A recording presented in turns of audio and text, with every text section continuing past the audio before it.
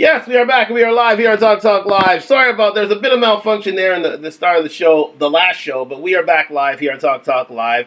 Seems everything is working, everything's a go, everything's pushing out as it should. So we are back. Welcome back to Talk Talk Live, part 2. Yeah, well, again, if you didn't see the last edit, don't worry about it. But we are back here live on Talk Talk Live, sponsored by DunTalk, DUNTALK.com. Fall winter line out now. This is from the previous season, anyways. But again, I still repping DunTalk. And the line is fabulous, and it is out there right now for you and yours to enjoy. So we are back on Talk Talk Live, and I've had a good week, pretty productive. Got some cleaning done around the house here, and yeah, it's and I hope to all my friends and relatives, my Canadian friends and relatives, I hope you had a good Thanksgiving. I know I did. I filled myself with turkey, and the tryptophan was high, and I was lying low for that night on Thanksgiving night. But again, I appreciate you joining me here on Talk Talk Live, sponsored by DunTalk, DUNTALK.com. So let's get into it, my people. We're not going to waste any more time with this because this is a very, very touchy topic that we're discussing tonight. Because, again, it's the baseball playoffs. And with that comes, great play. It speaks of men who worked all their lives to get to a certain position in life in the major leagues, only to win the biggest prize of all, the World Series. And again, it is important that these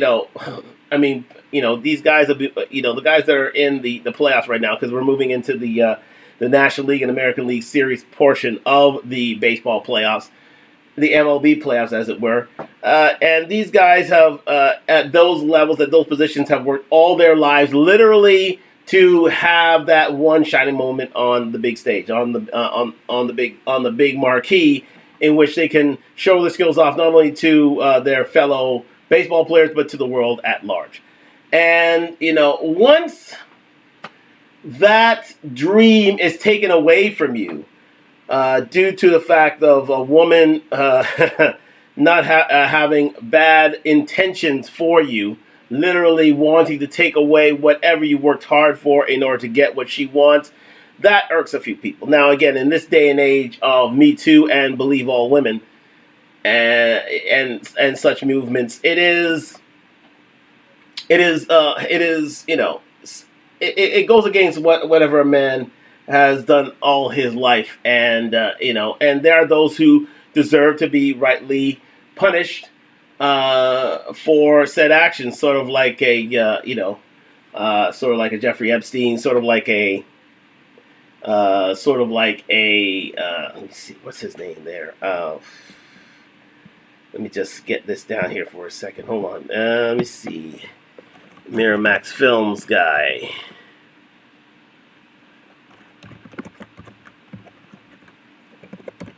Yes, indeed. That would be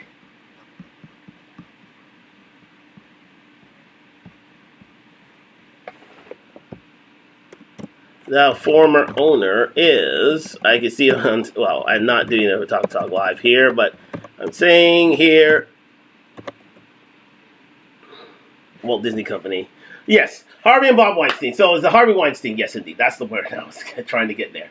We have the likes of Harvey Weinsteins of the world, even to a certain extent the Bill Cosbys of the world, unfortunately. Such allegations must be taken seriously and must be punished to whatever extent the law is allowed by a court of law. However, there are many, many others who have taken advantage of the system and who have, seen men as targets rather than, noble human beings that deserve love, respect, and attention, adulation, and being able to profit from the fruits of their labors. I mean, and we're speaking tonight of the former Major League pitcher. Hopefully he'll be back in the league now that these allegations have gone away, because I think he was a great pitcher in his time, and that was Trevor Bauer. Trevor Bauer is he played with the Cleveland Indians. I remember a series in, I think, 2016 with regard involving the Cleveland Indians.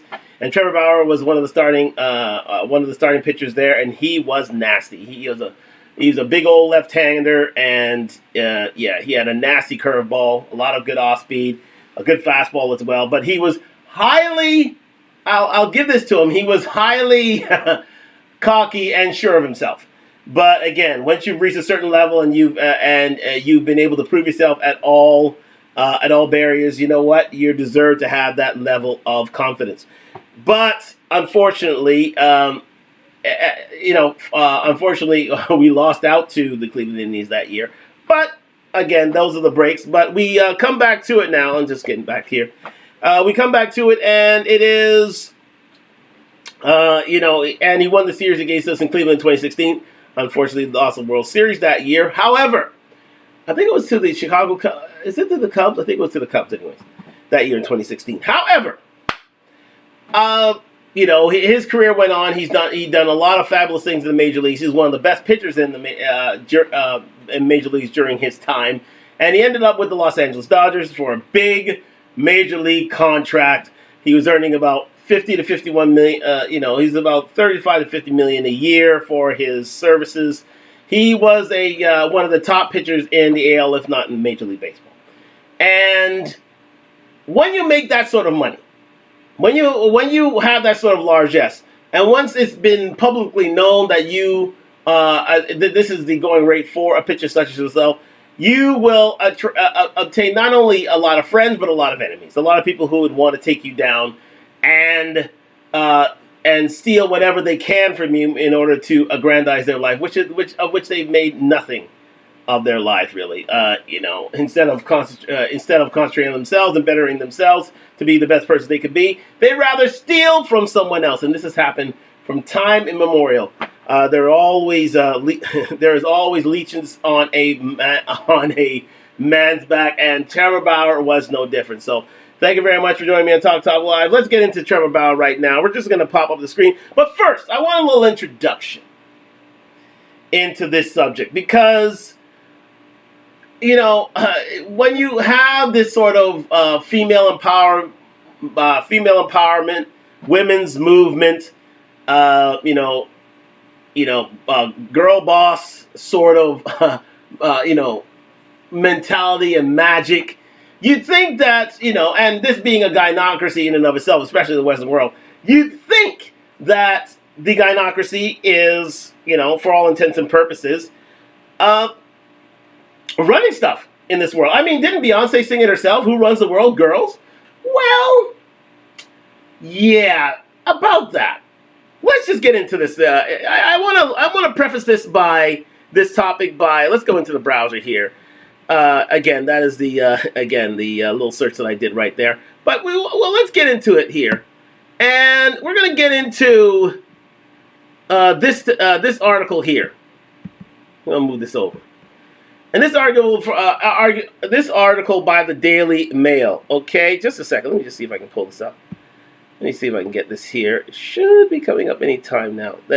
And in and of itself, it basically states that out of all the female billionaires, out of the richest women in the world, out of the top 100 women in the world, 98 of those top 100 women obtained their fortune via, get this, divorce. Let me repeat that again.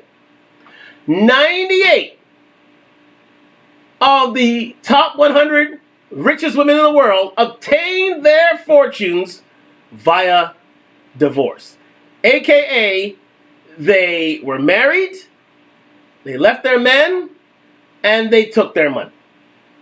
Don't believe me? Let's go into this Daily Mail article right here. Now, I'm not exactly a subscriber to the Daily Mail myself. I think it's a bit of a rag, really. It's really fallen on hard times. And I living in England, it was one of those those things that you read in passing, but really it wasn't really one of the more reputable newspapers and in the country, like the Times or the Guardian or the Financial Times.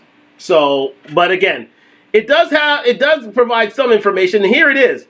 You can see here on Talk Live, 114 women on a list of British. 114 women on a list of Britain's wealthiest 100 people, down from last year. Just two Just two of the top 100 women on the British rich list here, which are some of the richest women in the world. J.K. Rowling. Now, if you remember who J.K. Rowling, well, again, thank you very much, Chanel. I don't feel women run the world either, but it depends on the subject. It depends on the subject matter. It depends on the person. Some women do believe that women run the world. Yeah. Anyway, so just two women, Tamara Mellon and J.K. Rowling. Now, bonus points if you know who J.K. Rowling is, but she's quite well known. And these are the only two on that Rich 100 list. 98 of those 100 women obtained their fortune through divorce.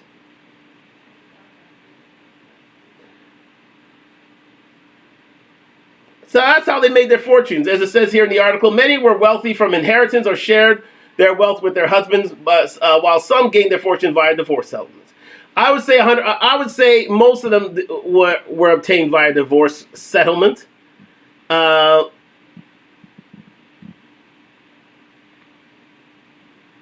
Again, a person like Galina Bereshova, the 55-year-old wife of late Russian oligarch Boris Berezovsky, she walked away with $100 million that she inherited through divorce. And again, you can see right there, Bernie Eccleston, again, a man's worth $740 million, basically had to split his fortune with his former wife. So a lot of these women inherit their fortunes. Again, you go down here with Berezovsky again, Abramovich, the former Russian billionaire, and again, not a man who warms the cockles of my heart because he used to own one of my chief football club's rivals, Chelsea Football Club. He divorced his wife Irina Malandia, and she was given $150 million for her wealth. So a lot, and again, I've already shown with the Dr. Dre sequence that the Dr. Dre show that we had months ago, she got $100 million from Dr. Dre. Luckily, he had a prenuptial agreement because she would have got half of his $800 million fortune for doing absolutely nothing but being a wife. Make that make sense. That's why he threw a party. So, again, let's just have this little article right here. Where is it now? Okay. It is. Is this it?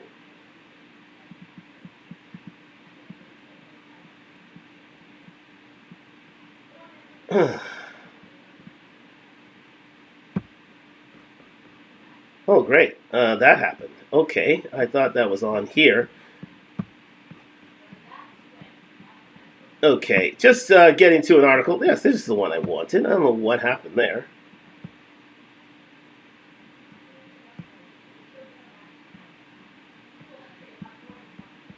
Thank you. Thank goodness. Okay, and here it is. We have a YouTube video explaining said subject. Sorry about this. There's a few technical difficulties here. And it is called Rich by Divorce. So we're just going to get into it right now here on Talk Live. Let me get the sound on here. 20%. Same way NGA executes. But then, excuse me, when it's all collected, then, yes, CIA still acts as a final... I don't know what that is. I don't know how you got there, but not exactly looking for that. Nonetheless, here we go. Wow, how that happened. Anyway. Jesus Christ. Anyway, so we're back on track here. I don't know what happened there, but we are back on track. And yes, we're gonna show a video about how women get rich through divorcing. Thank you very much for joining me on Talk Live. We're just loading it up here. Hello, everybody, and welcome back to the Talk Podcast. Let's talk about women making a fortune, or let's ask the question, how did most women make their fortune? Well, a lot of women got rich by divorcing their husbands. And I once heard a TikTok content creator saying, divorcing is a Ponzi scheme. women get married to very successful, high-earning men just to turn around and divorce them and take more than half of their property, their finance, their ownings, and almost everything. And if you have children, they're going to take them too. Well, I do hear a lot, or I think most people have heard this, that women like to talk about how they are making big money and how they are making change in the society and they are running businesses and, they're doing so much and even more than men can do. Well, if that was the case, that would be beautiful. Good for you. If you own a business and you build that business on your own and you're employing people and you're giving people the opportunity to have a job because you are a great employer and you made your fortune on your own. But unfortunately, that is not the case. I am not saying there is no woman on this earth who's not running a business. I'm not saying women are not capable. I am not saying that there is no woman who got rich because she's actually doing the work. But the majority of women don't want to do the hard work. It takes a lot to build a business because every business that starts small is going to fail in the first few years, and not just once, but maybe twice, some even more than that. And stop that there for a second. Here's a stat for you. 95% of all new businesses fail. 95% of all new startup businesses fail. If you can get through your first 5 years of being in business, consider yourself lucky. Consider yourself very lucky. So for all those, it takes a lot of time, a lot of effort, a lot of dirt, a lot of experience that women don't want to go through for these men to make these fortunes. Now, where women come in is, for the most part, being with their husbands. Okay, if they help them amass their fortune, all well and good, because they helped contribute to it together. But chances are they're at the finish line waiting for that man to make his fortune, and at the end of the day are willing to profit from that divorce via child support, via alimony, via equalization payments. As it says right here, divorce is a very rewarding profession these days. Well, it's not really a profession. I would say job, position, those adjectives, those terms are very apt in that, especially position. Those terms are very apt in this conversation, especially with so many dumb, rich billionaires like Gates and Bezos around. That's right. Remember, Bill Gates, Jeff Bezos, they had to pay huge divorce settlements to their wives. I believe the former Ms. Bezos earned about $750 million in her divorce settlement, because she earned, I think she had stocks in Amazon, but also through his divorce settlement.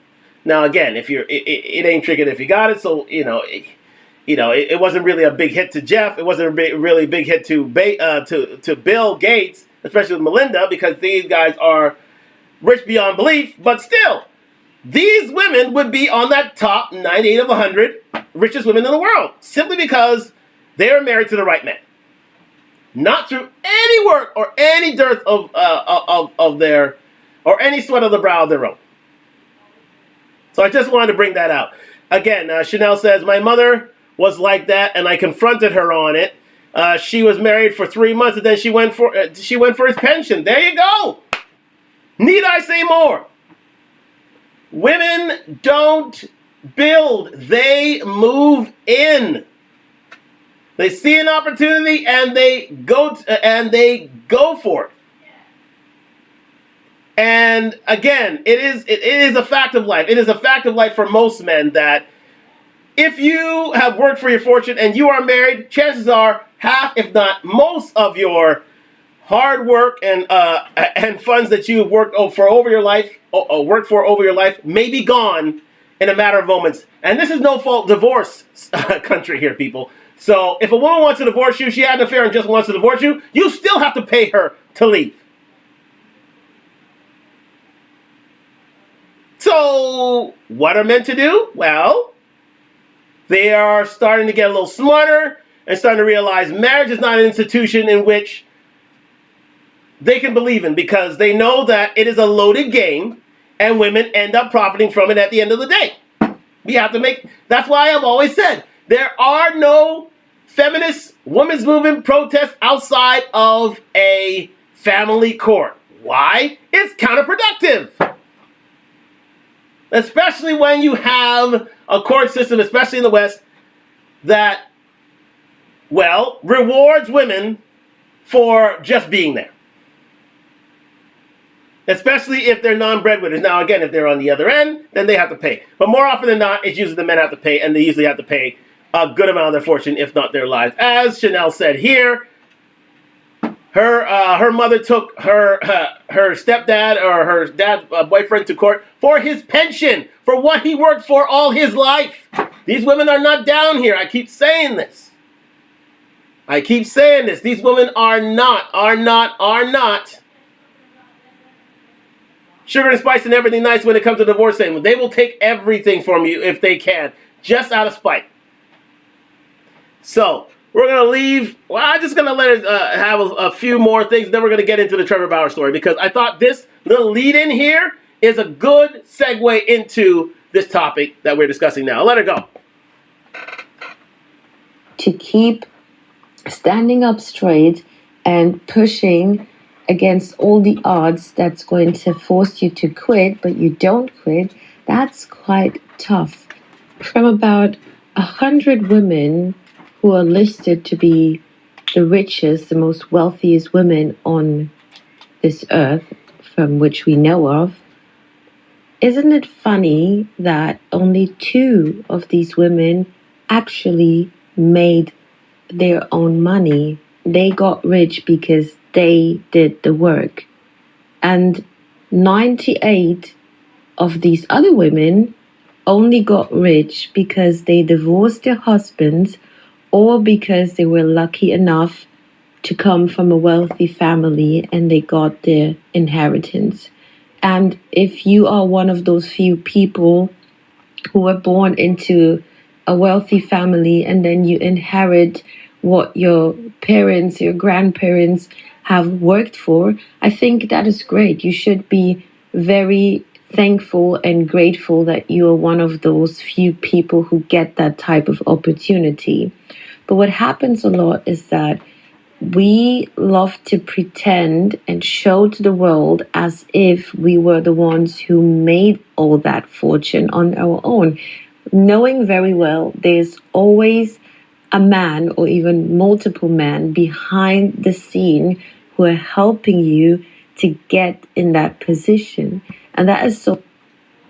She could have said it better myself. I'm just gonna react to Chanel's comment. I cussed her out once, saying, "What are you doing?" Here's the thing about that Chanel. Chanel, you know and I know what she's doing. She is being spiteful. She wants it all. At the end of the day, women are very, very nasty when they don't get what they want. They are very, very vindictive. They can be. A lot of women aren't, but a lot of women are very vindictive if they don't get their way, especially in divorce. What you thought was a sweet and loving and kind woman in marriage is the spawn from hell in divorce. Just ask Dr. Dre. Ask him.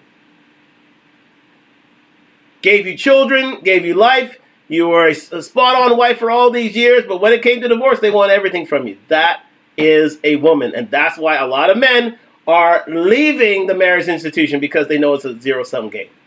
That's why men are leaving to find women from patriarchal societies in which they understand. Well, even so, even if you are from patriarchal societies, let me rephrase that. Even if you are from patriarchal societies, chances are you're going to pay for it. You're going to pay for it in spades. So therefore, what do you need to do? You have to protect yourself in 2 ways.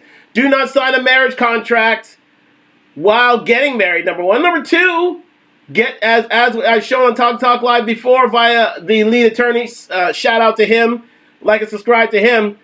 He asked men to get yourself a prenup or a prenuptial agreement done. It is imperative. It is imperative in this day and age for a man.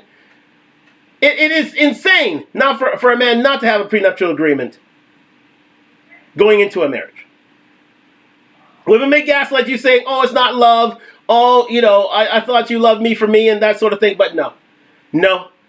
We always know the end result. And that is that women, when given the opportunity, will take everything from you just to spite you. Women are survivalists by nature. Let me say that again.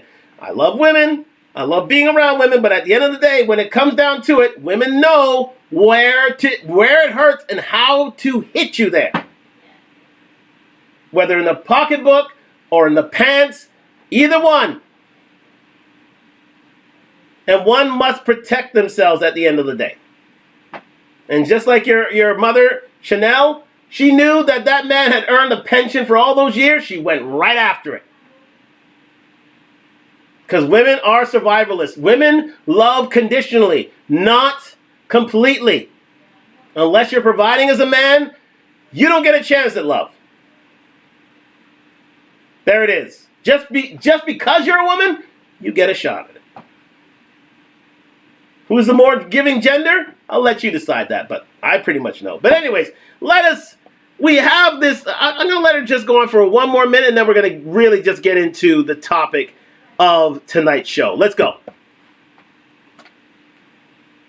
So funny that women don't like to admit it, and I don't see anything wrong with having help. I don't see anything wrong with asking for help, but we have become so strong and independent and so competitive against men that the logic is fighting against our ego, or the other way around. Our ego is fighting against logic. So we rather pretend that we can do it all on our own, but that is not the case. Most women took the easy way out, knowing that the system is going to benefit them and they will always have an easy time filing for divorce. No reasons needed nowadays, and you are going to be able to take almost half or even more than half of what that man has worked for. And that is quite painful, to be honest. Now, you might think, okay, well, these are just a few. Okay, so we'll leave it right there. We know the stats now. And yeah, Chanel says she got 6 months of alimony. Well, luck. That's lucky on him. He got 6 months of alimony. Clearly, that relationship didn't last so long, and the man got out when he did. He was a smart man, a very smart man, very, very smart man. So, kudos to your stepfather-in-law. Anyways, nonetheless, we go on. So that is the background here. We must realize that women won't work. Must realize that women won't work the sort of hours that men will. Women don't take risks. Women don't get into jobs that will pay them more. The dirty, the dangerous, STEM, construction, utilities, and jobs that move society forward. Women aren't risk takers for the most part.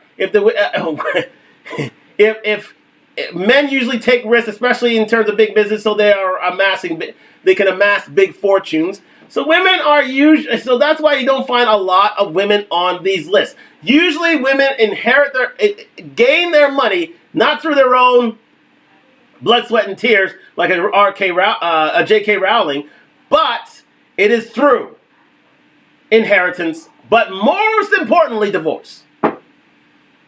Most importantly, divorce. You just saw what happened to Anthony Anderson. He had to pay out, I think it was about $1 to $2 million a year to his ex-wife. You saw what happened to Kevin Costner. He had to pay about $1 million or $2 million to his ex-wife in alimony. And then you heard about Halle Berry, who has to pay his 2 ex-husbands alimony and child support because she's the breadwinner. But you see, when women get it in the teeth, they say society is bad. But no, we're just living under society rules. And quite simply, if you're the breadwinner, you're going to get hit. So, Always important. Get a prenup done, as the lead attorney said. Get it done 6 months previous. Make sure it's signed off by a lawyer. Make sure they have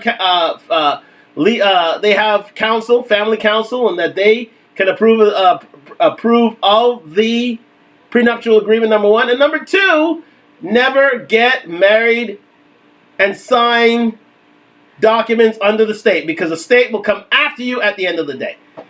She never should have went there. Not all money is good money. Okay, well, there you go. That's Chanel's story. Thank you very much, Chanel, for that comment. So let's get into the story here. I am reducing the screen. We're going to let's see what we have here. This is out. I don't know what this is.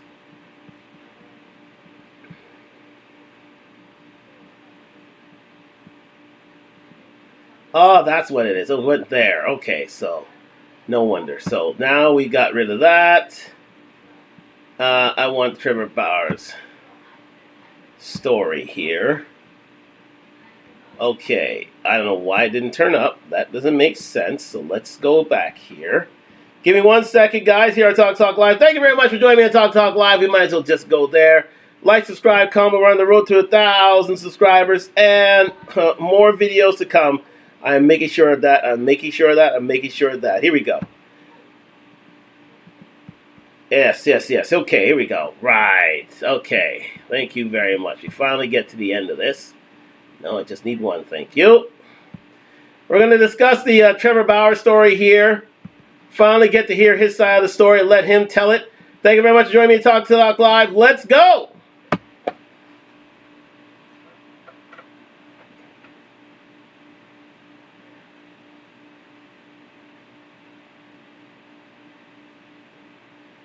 Before she ever even met me.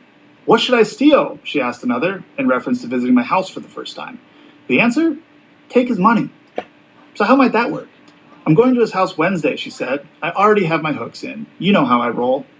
Then, after the first time we met, net worth is 51 mil, she said. Bitch, you better secure the bag, was the response. But how is she going to do that?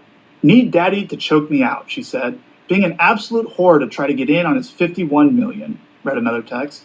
Then, after the second time we met, former Padres pitcher Jacob Nix told her, you got to get this bag. I'll give you $50,000, Lindsay replied. Her AA sponsor asked her at one point, do you feel a tiny bit guilty? Just 1 second here, guys. I'm just trying to get rid of these technical issues here. Let's just rewind this back. I don't know what happened there, but let's escape this for a second because I don't know what's happening here. There we go. Let's get it done together here, guys. Thank you. Okay, we're ready to go now. Okay, let's do it now. Live. Let's go. Next victim, star pitcher for the Dodgers. A text Lindsay Hill sent to a friend before she ever even met me. What should I steal? She asked another, in reference to visiting my house for the first time. The answer? Take his money. So how might that work? I'm going to his house Wednesday, she said. I already have my hooks in. You know how I roll. Then, after the first time we met, net worth is 51 mil, she said. Bitch, you better secure the bag, was the response. But how is she going to do that? Need daddy to choke me out, she said. Being an absolute whore to try to get in on his 51 million, read another text. Then, after the second time we met, former Padres pitcher Jacob Nix told her, you got to get this bag. I'll give you $50,000, Lindsay replied. Her AA sponsor asked her at one point. So it's clear from what we hear already that this woman is well connected in the sports circles. She's known by other athletes. She's known by she's in the line of dating athletes. Basically, she's a known gold digger. She's done it before. She'll do it again. She saw her next target as Trevor Bauer. That was her next intended target. So that's where we take over the story from here. Because, again, she extorted others, stealing money from them beforehand. So she's a known criminal. She's done this before, and she's doing it again to Trevor Bauer. The funny thing about it is, as you've heard, an actual Major League pitcher wanted to sign on to this supposed crime and literally take money and pay her to give evidence in showing evidence that she actually stole from Trevor Bauer, which is sick in and of itself. But anyways, let's move forward with this. And thank you very much for joining me at Talk Live. But first, I think it's, her name is Trevor Bauer. Rape accuser.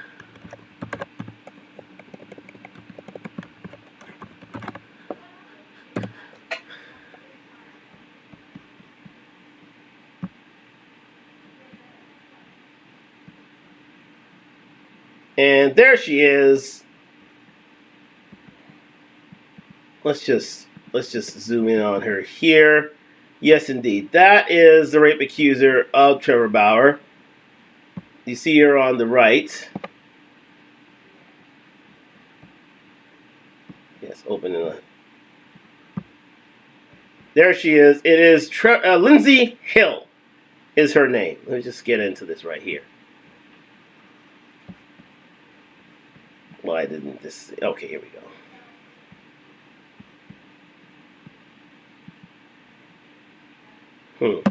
Didn't want that.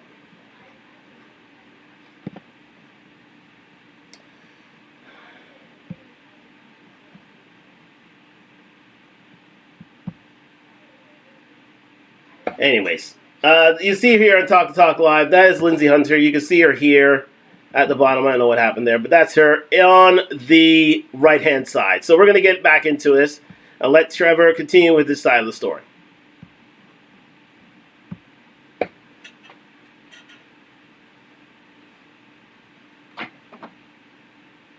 Do you feel a tiny bit guilty?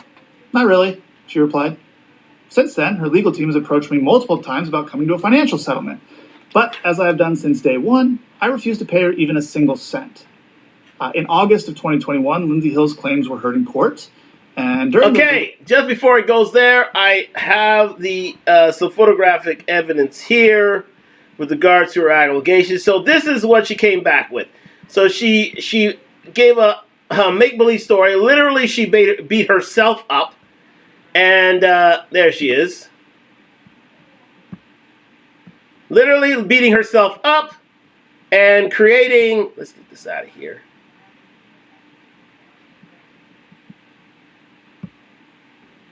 Why is that not showing up? I do not know. There we go. Open the image in new tab. There we go. I pressed the wrong one all times. Okay, so let's do that now. What the hell?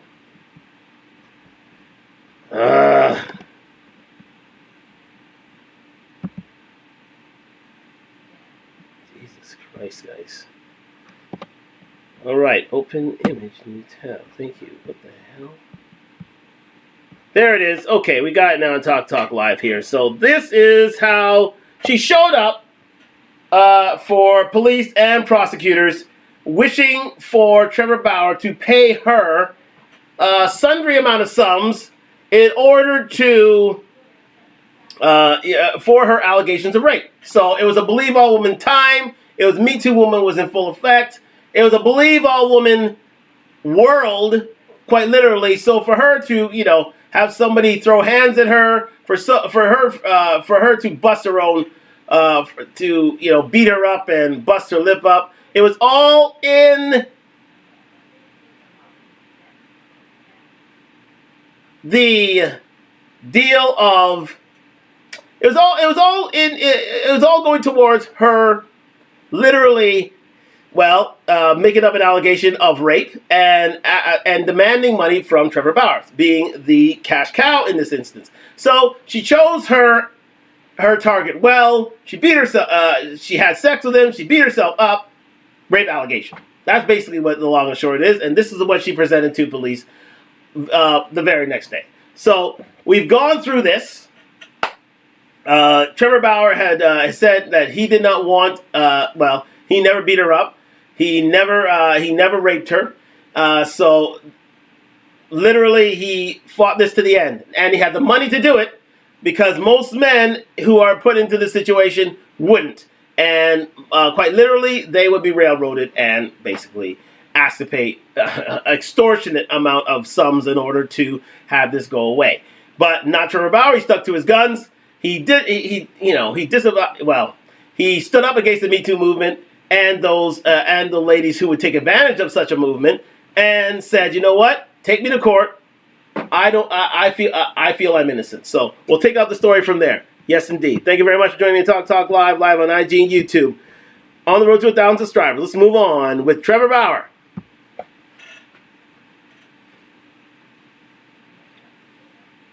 Legal proceedings, critical information was deliberately and unlawfully concealed from me and my legal team.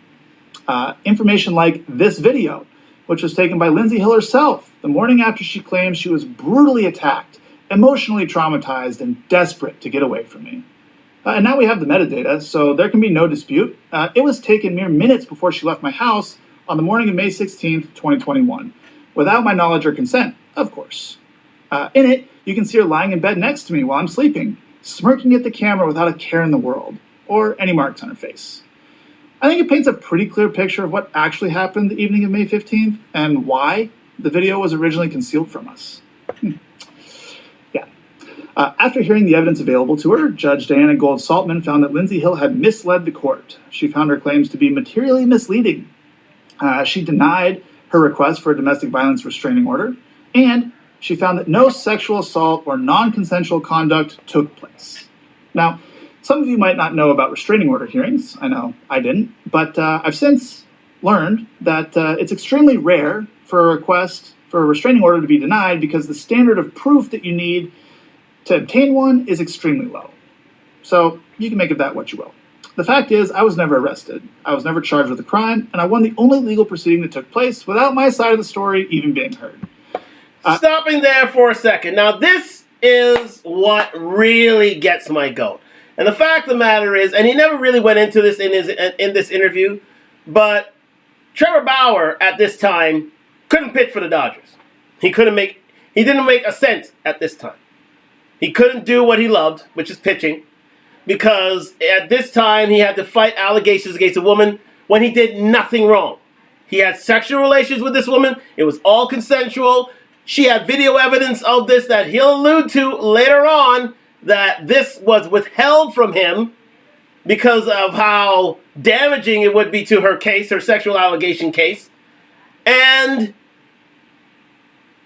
as a result of that, he couldn't earn a living. He couldn't learn. He was a social pariah within the major leagues. There were stories being made up about him. All these rape allegations were made up about. And I remember these things. I remember these close to hand. And quite simply, it was nasty. It was disgusting. And, Trevor Bauer didn't deserve it. He deserved his day in court. But again, you're guilty before proven innocent, especially when you're a man in a gynocracy, especially during a time of the Me Too movement, where it was a time of believe all women, not realizing that women can lie too. Let's continue. And most importantly, as I've said from day one, I never sexually assaulted Lindsay Hill, or anyone else for that matter. So I sued her, which prompted her to countersue me. Quite frankly, regardless of the outcome in court, I've paid significantly more in legal fees than Lindsay Hill could ever pay me in her entire life. That is another key right there. In order to fight such a case, in order to clear your name, it's going to take, in certain circumstances, especially with a person of Trevor Bauer's stature and presence within sport and within pop culture and within the major leagues, millions of dollars to clear his name. Millions of dollars that he could have done away with because one woman accused one man of something that he never did. And you wonder why men don't want to get married. Men don't want to deal with women anymore. They'd rather not date women at all because they realize that there are these women who would prey on these men, who do not wish to work hard for their own money. They wish to prey off gentlemen. Gentlemen such as Trevor Bauer. And it's an absolute disgrace that the court system allows for these women and their allegations to be taken to this full extent, costing this man millions of dollars in order to clear his name when clearly he did nothing wrong. It's an injustice, really. But men have to go through this every single day. And listen to what Lindsay Hill had to say for herself when she was found out to be lying. And I knew that would be the case going in. But the lawsuit was never about the money for me. It was the only way for me to obtain critical information to clear my name. The discovery process in that lawsuit recently concluded, at which point Lindsay Hill's legal team again came to us with another proposal to resolve the case.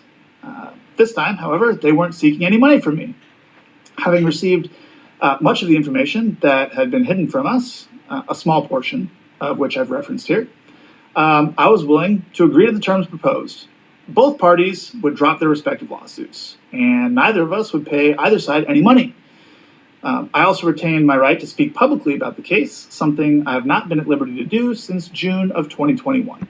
So this is where we stand.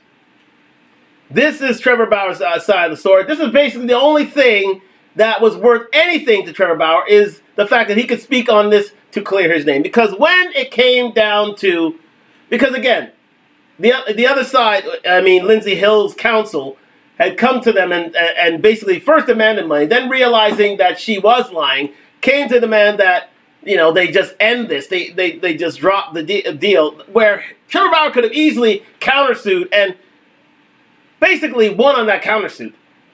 But would he get any money from this woman? No, she was dead broke. Well, she was flat broke. We all know that criminals, especially drunk criminals that like this, aren't exactly the highest of earners. And all you can do is be given the principle that your name was exonerated and cleared from any allegations of sexual assault. And that you may be able to go back to your life as you knew it as a baseball pitcher. But knowing that your trust of women is considerably dashed because of one woman's greed and evil. Sheer, utter evil. She wanted to accuse this man of a crime that he didn't commit, take his money, and move on to the next victim. Such is the life of the modern woman. Such is this. I know a lot of modern women want to work hard, but a lot of modern women don't work as hard as men. And as such, they need to take care of every advantage in order to even the playing field. Which includes divorce, which includes sexual rape allegations, Me Too movement included. But such is the world we live in. Trevor, you have the last words.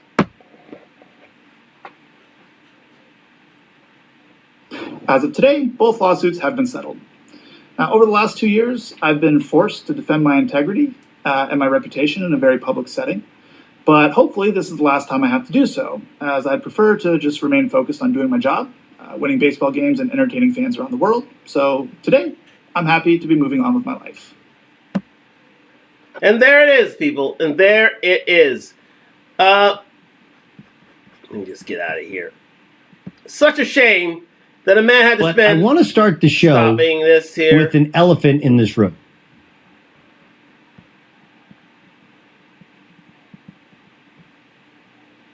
Let's just get out of there. But such is the life of Trevor Bauer. Trevor Bauer had to spend millions of dollars, had to endure years of upset and embarrassment, not only for himself, but for his family. He had to be given all sorts of epithets, all sorts of false accusations, all sorts of nasty, endure all sorts of pieces of work in order to clear his name. And he couldn't say a thing. And they have the temerity and the patience to outlay what he went through for the last 2 years. You got to give this man a medal, because he went through hell. A woman, a gold-digging, bad criminal woman who used the Me Too movement to her advantage. This is a con lady, remember. Decided to pick on a man who did nothing wrong in order to take his fortune, simply because she didn't want to work for it. That, my friends, is reprehensible, and he should have sued her for whatever she had and threw her in jail. Because I'm sick and tired of women to take advantage of. Let me say this. There are many women who have been great that deserve their time in court and to obtain justice from that court, from the criminal court. But you have women such as these who take advantage of a movement, of a time, of a court system that is very gynocratic, and try to extort men for what they've worked so hard for all their lives. And all they want to do was get back to it. But they can't. Trevor Bauer is pitching in Japan right now in order to pay the bills. Japan. One of the best major league pitchers out there was in Japan pitching because one woman decided upon herself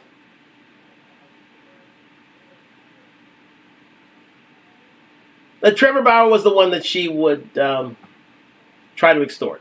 Because it is extortion. Literal, no-nonsense extortion. And where was the Me Too movement then? It was very silent. Didn't come to the rescue of this guy. No. They just moved on to the next victim. And that's a shame. But we're not done there. So this just recently came out. I think it was just about a week ago that interview with Trevor Bauer that he released on Facebook came out. And it made ripples throughout the sports world and also pop cultural world to a point where we have this interview here by none other than the news and why it matters by Sarah Gonzalez. Ms. Gonzalez, let me say this. Now, this is a Red Pill podcast, a Red Pill channel on YouTube. Now, again, not a lot of people would agree with it, but the surgical way she interviews, yes, Lindsay Hill, yes, she went on this show to give her side of the story because she wasn't done. She didn't feel that it would be enough that she had been embarrassed in public and that she should crawl under the rock she came out of. No. She wanted to clear her name. So, the only person, because remember, you're not going through mainstream media with this, because again, the gynocracy does not want to see this, wants to swipe this under the rug, because this goes against the movement and the pulse of a nation, the pulse of the Western world itself. So we have these right-wing, this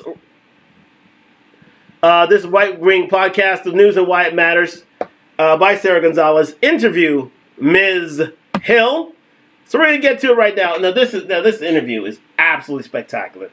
I don't know if Sarah Gonzalez was a former lawyer, but she attacks this like a cross-examination, and a very good one at that. Yeah, there's a bit of hubris within it. You'll hear it for yourself, but she's so good at this. And she lays out what Ms. Hill really is, a gold-digging Jezebel and Lilith. Let's get into it right now on Talk Live. Let's do it. Thank you very much for joining me on Talk Live on IG and YouTube. And we're going to get into this on the road to 1,000 subscribers. Let's go.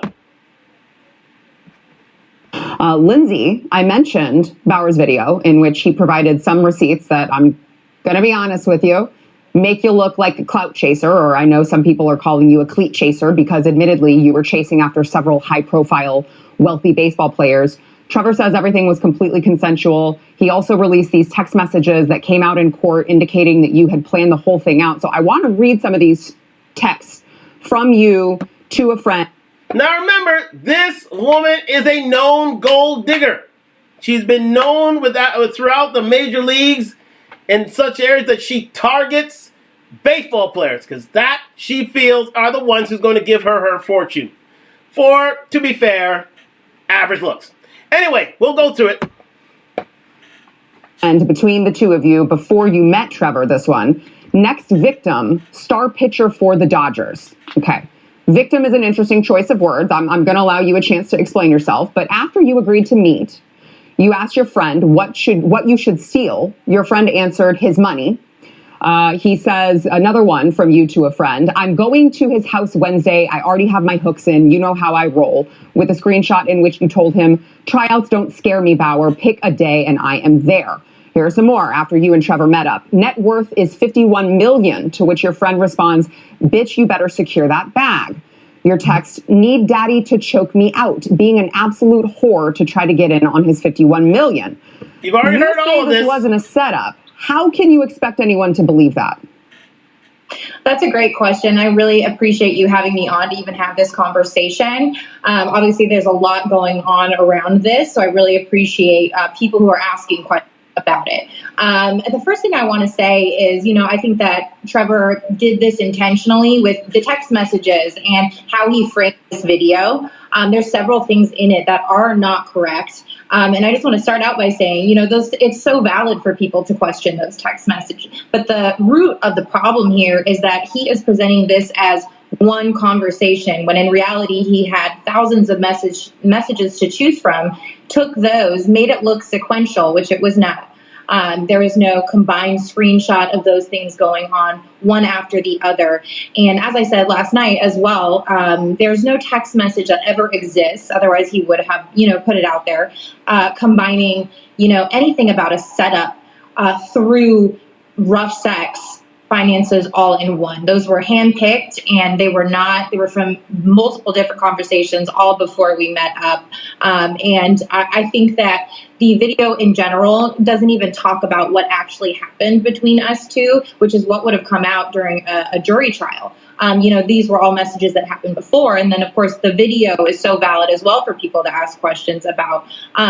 But I do think that video was entirely misleading. He also references the restraining order hearing, which people also have questions about. He says that he was cleared of any wrongdoing, which is actually incorrect. In our civil case, the judge had actually ruled that he had not been cleared of any wrongdoing, and that was a federal court judge. So I want to get... So, as you can clearly hear, she never... You see, accountability is like kryptonite to a woman.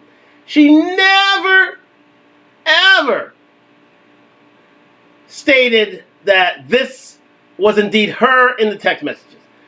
All she said was they were taken out of sequence, such and such and such, but she never owned up to the fact that these were her text messages to her friend that she wanted to secure the bag, being part of Trevor Bauer's $51 million net dollar fortune.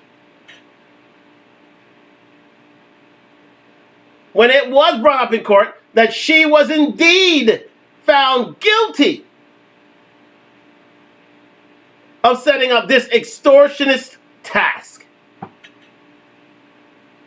I don't know what to say about that. But as I said, accountability is like kryptonite to a woman. I'll tell you. So she blames the court.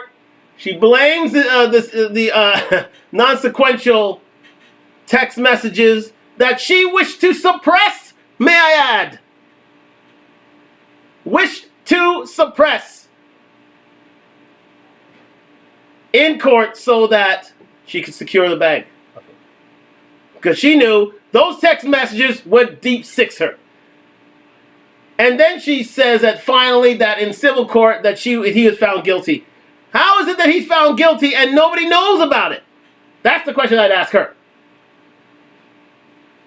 Maybe Ms. Gonzalez will ask her now. Let's see about this. But again, you can see the deflection. You can see the lack of accountability. It's all in real time. It's everybody else's problem except herself. No ownership. Let's move on. To the domestic violence restraining order hearing as well, but I mean, so you're saying that it's misleading because you're admitting that you did talk about rough sex and wanting rough sex. You did talk about him needing to choke you out. You did talk about stealing his money, but it's misleading because he put them together in the same video as if you had said it in the same conversation when in fact it was separate conversations, correct? That's why it's misleading? Correct. And as well as not showing, the messages that occurred after where it discusses it strictly in the term of, being a baseball wife or something like that. Or something like that. Okay. I'm just... So... We're going to get back to this on Talk Live. We're going to go into part 2 where we're going to further get into this interview. This is a absolute brilliant video where she basically breaks down Ms. Lindsay Hill. Come back to us in a bit. See you soon. Yes, we're here live on Talk Live on IG, YouTube. Just going to restart. Hold on just a second. Let me see if it's on the live archive. Indeed it is. Fantastic. So, we're just going to get back into the live archive here. We're going to get back onto the live. Just give me 1 second, and we are there. Welcome back to Talk Live on IG, YouTube. We're into the Trevor Bauer saga. Trevor Bauer strikes out Me Too movement with this story of his accuser, Lauryn Hill, finding her comeuppance for her misdeeds, for her crime. It is literal, utter embezzlement. It is theft of the highest order. That she didn't have to pay a dime of because she has no money. But anyways, we're getting into it on Talk Live. Thank you very much for joining me on live on IG, YouTube. Like, subscribe, comment on the road to 1,000 subscribers. But let's get into this again with Ms. Bauer. We're continuing with this line of questioning from Ms. Gonzalez from the podcast. Again, I want to get this name right. It is yes, the news and why it matters. Yes, indeed. This again, conservative. YouTube podcast doing wonderful things in YouTube streets. We're going to move on into it. Let's go with more of the interview.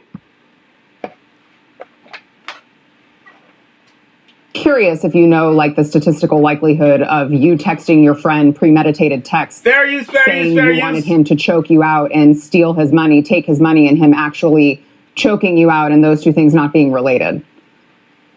It's a really, really valid question. And like I said, I think you would need to look through each conversation. Those were handpicked. But I can, like I said last night, completely own the fact that those were overly sarcastic, overly inappropriate to some may seem. And it does give off that impression about clout chaser and totally attention-seeking behavior. But I just feel that they have, nothing to do with what actually took place. But it does cause a lot of questions as to why I was, seeking Trevor out. But at the end of the day, there was nothing about a setup with violence and all of this stuff and getting financial gain. That was strictly, a 25 or however old I was at the time, girl trying to get attention from those things and phrasing it in a sarcastic way before we met. Okay, so I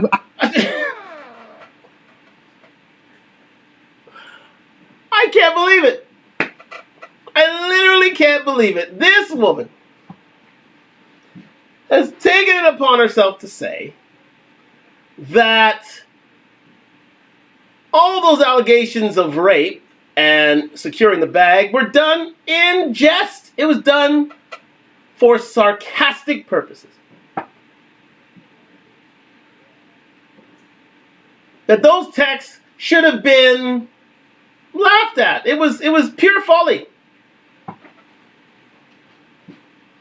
It's amazing how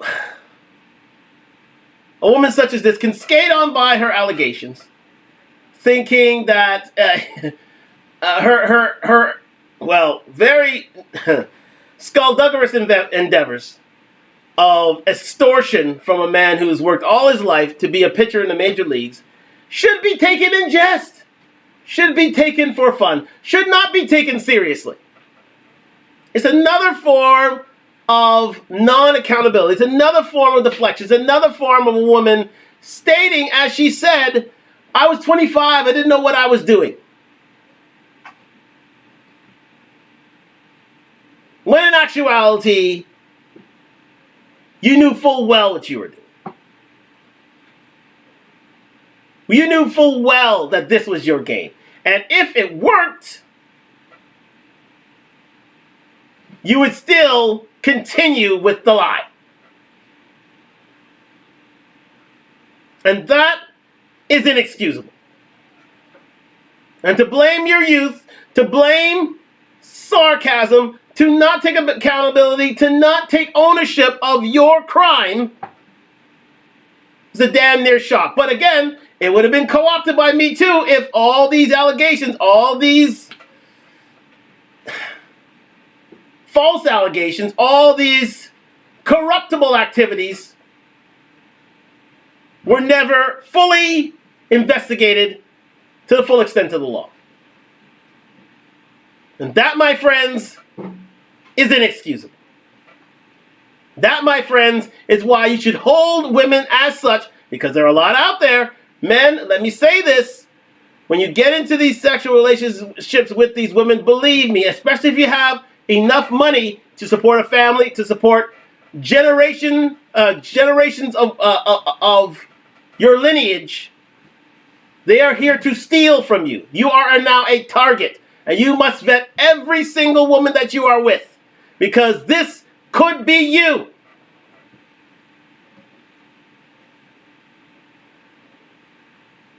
This could automatically be you.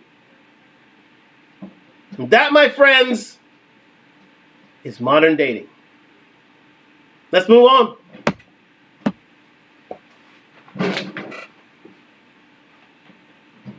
I've got a couple other questions on that. So you said in court that he sexually assaulted you on 2 different encounters, and you say the first time that you say he choked you unconscious. Clearly, the insinuation is you didn't like it, because now you're calling it an assault. But why did you make the drive back to LA to meet back up with him a second time if this man had just assaulted you by your own account? Please, that is a key question in this interview. What she said, let me recall it again. She said that he's already been accused of rape. He's already considered a bad man. He's already inflicted violence against you. You have bodily harm. Yet, you went back to him for a second time. Why? Let's hear why. Let's hear why.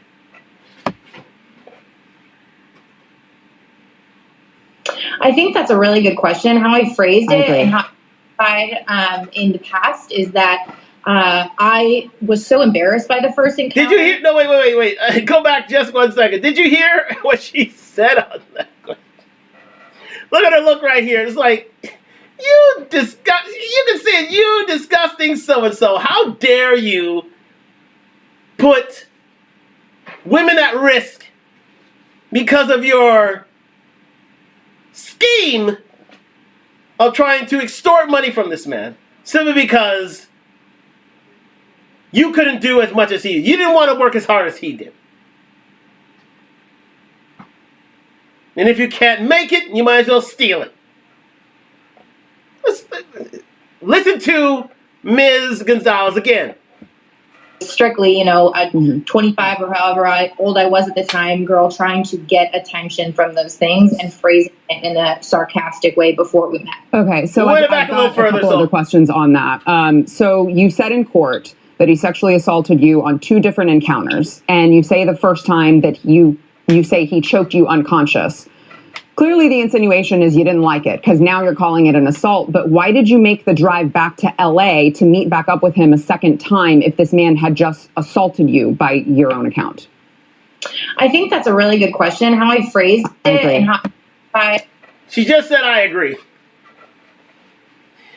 Oh, Ms. Gonzalez, you know what? You deserve it. You deserve to give her that little quip, because let's face facts. You don't believe her for as far as you could throw her. But anyways, I'll let her finish. Yes. In the past is that I was so embarrassed by the first encounter that I felt something, deep in me to go and take the power back and to be better and to be what he wanted in a sense. And so I don't know. There's been a lot of, through all the processes, witness experts on the psychology of what happens when you are assaulted, XYZ. But there was something in me that felt like I needed to make it better in a sense. Okay. Stop there. She wanted to make it better. She thought she didn't do a good job the first time. Let me go back again and do better. Calling on the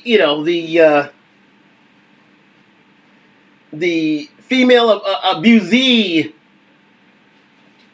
grounds that, once you're abused, you feel that this is the best treatment, so you go back to it. If that isn't the biggest crock of, let me call it, shite I have ever heard, then I need to hear something else. Because quite simply, for her to be going back to a man that she's supposedly scared of because he assaulted her is absolute poppycock. The truth of the matter is, she got her claws into him, and she wanted to make it stick. She didn't get what she wanted, that rough sex she wanted that first night, so therefore she went back asking for it again, and this one, she believed it was going to take. It was going to take, and then let the games begin. Shameless performance, if I've ever seen one.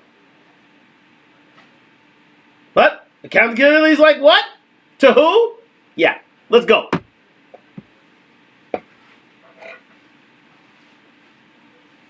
But you texted Trevor before you met him, telling him you liked rough sex. Then you texted him after your first sexual encounter with him, which you now call an assault. And according to court records, you told him after that sexual encounter that you had, quote, never been more turned on in your life. That's not really something that someone says when they were just assaulted. I think it's a super valid question. Everything you're asking me is a super valid question. I agree. That's why I'm asking them. Totally. And I think that I'm not, that's what expert witnesses are for in court in terms of the psychology behind that in responses to abuse and things like that. But like I said, I was just trying to make myself feel better about myself after what had happened the first time. After the first time I left with. If that is not the biggest crock of absolute dog poo I've ever heard in my life, I don't know what it is. She enjoyed the sex so much that she considered it assault. She enjoyed it so much she went back for seconds.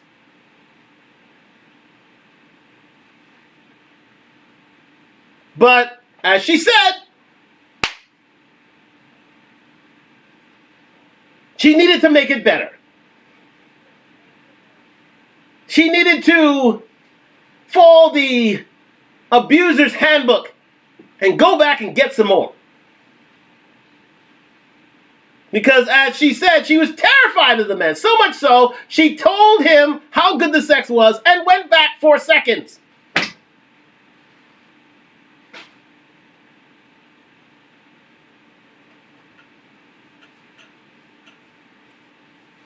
I'd be tearing my hair out. As good as my hairline is. I'd be tearing my hair out if I had to hear that in court and I had to sit there and listen to it. But it never got there. Thank goodness. Justice prevailed. But this ain't over. It's not over yet. This lady, Sarah Gonzalez, what a wonderful job she did in this interview. Let's continue with it. Without any markings on my body, my face was fine. I could go to work. And I thought that the second time, would be like the first time minus the things I told him I was not comfortable with. Yeah, so you mentioned the markings on your body. I want to play a portion of his video in which he plays I would say, interesting video of you in his bed. Watch. In August of 2021, Lindsay Hill's claims were heard in court. And during those legal proceedings, critical information was deliberately and unlawfully concealed from me and my legal team. Information like this video, which was taken by Lindsay Hill herself the morning after she claimed she was brutally attacked, emotionally traumatized, and remember, this is the video she wanted to suppress. She did not want the other side, defense counsel, to see this. Because if they did, they knew the jig was up. They knew the jig was literally up. And they suppressed this video. They've gone on record to say it. And as you can see, desperate to get away from me. And now we have the metadata, so there can be no dispute. It was taken mere minutes before she left my house on the morning of May 16th, 2021, without my knowledge or consent, of course. In it, you can see her lying in bed next to me while I'm sleeping, smirking at the camera without a care in the world, or any marks on her face. I think it paints a pretty clear picture of what actually happened the evening of May 15th and why the video was originally concealed from us. Lindsay, I think there are a lot of sexual assault survivors who would say you don't look traumatized there and you don't look beaten. And this is allegedly after you say that he brutally attacked you and you had bruises all over your body. You had bruises all over your face. I don't see any bruises there. And I certainly don't see a woman who's just been traumatized by something horrible. Again, super valid. I think that I woke up that morning, and the best way to explain that video is I hadn't seen my entire body yet. I had no idea what had happened, considering, I was unconscious for most of it. I had no idea what had happened to my full body. But if it was that severe, wouldn't...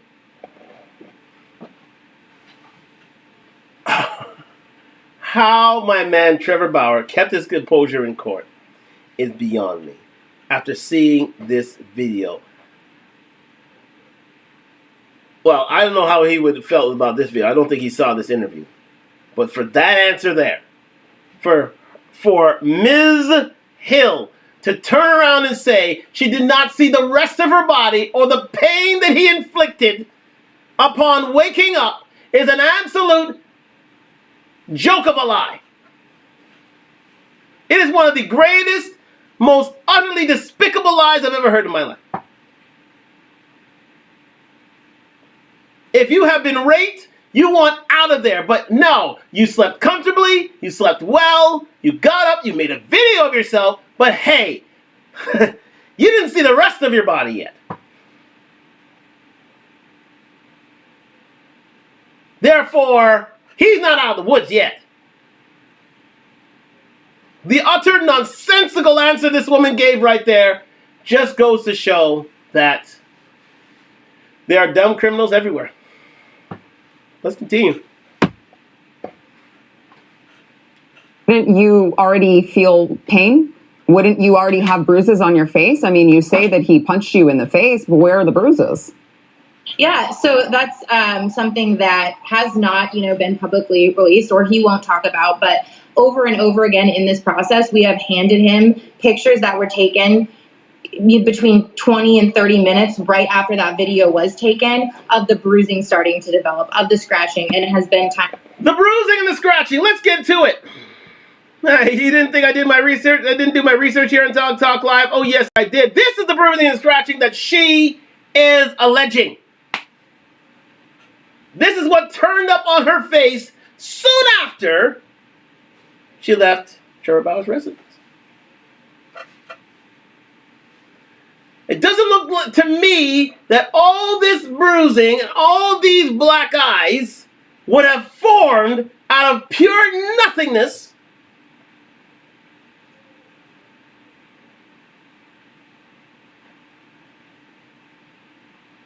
if Trevor Bauer, sleeping comfortably, mind you, you would have thought this happened that night. If he really wanted to lay hands on her, he would have done it that night. This would have been she could have taken pictures of it right there while she laid right beside him on that bed. But she didn't, because there wasn't any such evidence.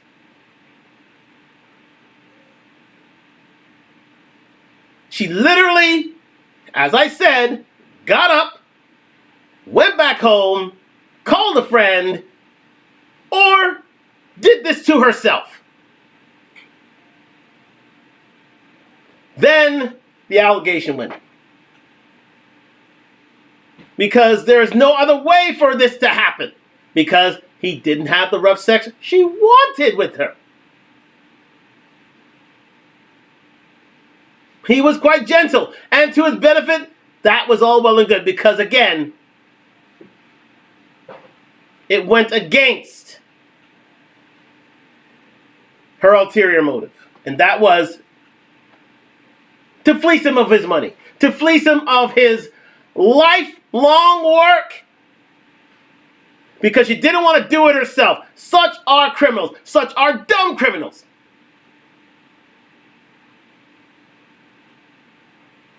And thank goodness, a man like Trevor Bauer took it upon himself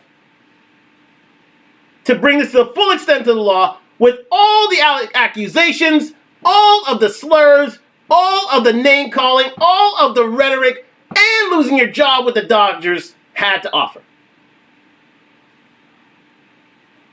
He was pitching for one of the greatest organizations in sports, and this little woman took it away from him.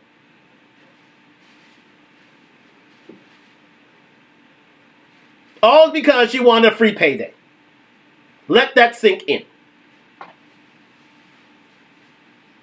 A man who rose to the top of his profession as a baseball pitcher had it all taken away because a woman went home, beat herself up, or paid someone to beat her up, filed a false accusation, and at the time was believe all women,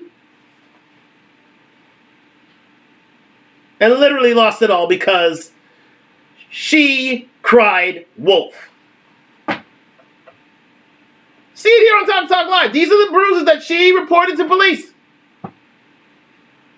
Now he's pitching in Japan. Ain't that great? Let's move on.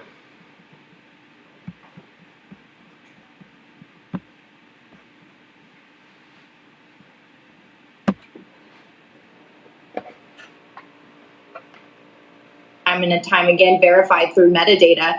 It was a matter of being in the correct lighting, the spacing to take the right thing. And another difference is, iPhone camera versus a Snapchat recording and things like that. So there is solid bulletproof evidence of those bruising marks, scratches, things that were provided to their team from day one. So it was a very brutal attack in which you were very bruised, but we couldn't see the bruises because of the lighting. Okay.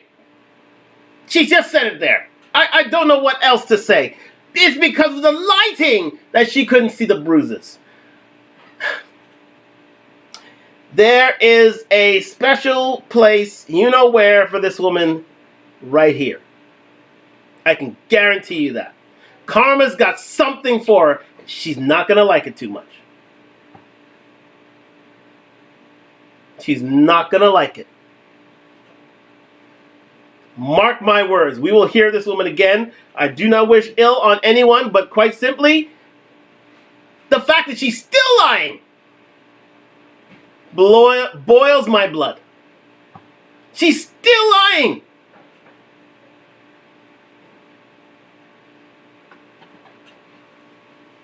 Wow. Now it's the lighting. And then she says, well, that's the reason why we brought charges, which are still being investigated. Your counsel wanted this settled out of court. You didn't have a case. What are you talking about?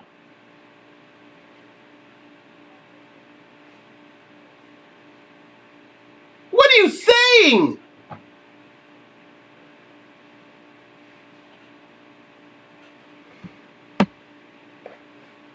I want to move on here. So Trevor mentioned in his clip that you withheld evidence, more evidence, and later posted on Twitter after being asked if your lawyers were aware that you withheld evidence. He said, it appears her lawyers had the evidence the entire time. Speaking specifically about the video of her laying in bed next to me with no marks on her face the morning after she claims I brutally attacked her, an email containing that video was sent to her attorney before the domestic violence restraining order hearing in 2021, and it was never turned over to us. Perhaps that's why he insisted on adding his name to the released parties section in the settlement agreement. There was also a 12-day span of texts between Lindsay and two of her closest friends immediately following the incident that were deleted. We asked for them in discovery for the restraining order hearing, and they were not turned over. Why did your lawyers withhold what seems to be very exculpatory evidence for Trevor? Before we answer that question, I don't know what sort of answer she's going to give, but before she answers that question, because she's going to give another lame-ass excuse, let's just face facts. The fact of the matter is, because again, prosecutors such as this, criminal prosecutions such as this are run through the district attorneys in each state. And as this has gone through California, so the California district attorney has suppressed evidence. These lawyers could get disbarred for that. Disbarred. For suppressing evidence that could exonerate an accused of rape. I sincerely hope that Trevor goes after the lawyers of this lady. Because if all he says is true, these people can be disbarred. They literally could be disbarred. You found, was it Young NWNA or something like that? His trial going on in Atlanta right now. He's fighting for his life because of a improperly used search warrant. And that evidence being suppressed by the district attorney's office. Heads can roll in that respect.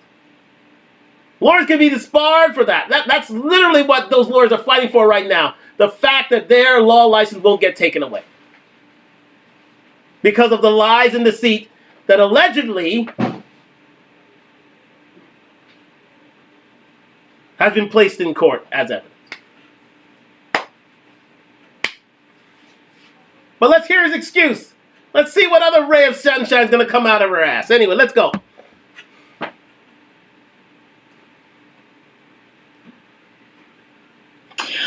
You know what? That's something my lawyers would have to answer, and that's his issue with them. Like I said, there was an email. I provided absolutely everything I had. And a key fact about this that no one does know about is that video was actually the first thing that I handed over to Pasadena police, and it's on body cam footage. So I did everything to hand over all of that stuff. It was my first time in a legal proceeding, and I did what I was told when I was told to do it. Yeah, you mentioned. Yeah, you did everything you could possibly do to try and extort money from an honest man. From one of the best pitchers of his generation. You did everything you could.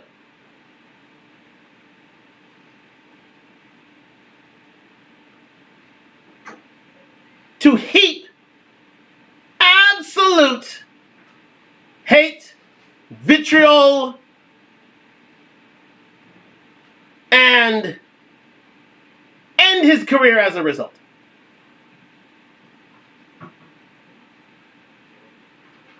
It is inexcusable what you did to this man, and he did nothing wrong. The only thing that I have to say is I only wish that he really pursued you to the nth degree, because you'd be in jail right now. She'd be in jail right now.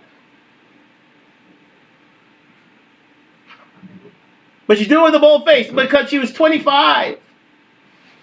She never knew what she was doing. She was a babe in the woods. Lies. She's done this before. She's a known criminal. She's done it before, and she found a big target. She found a big fish and wanted to do it again.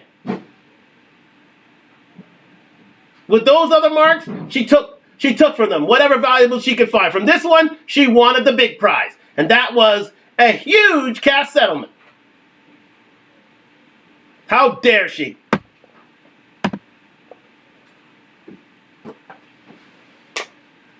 You went to the police. Why wasn't he arrested, do you think? Or, no charges were brought on him. Why do you think that is?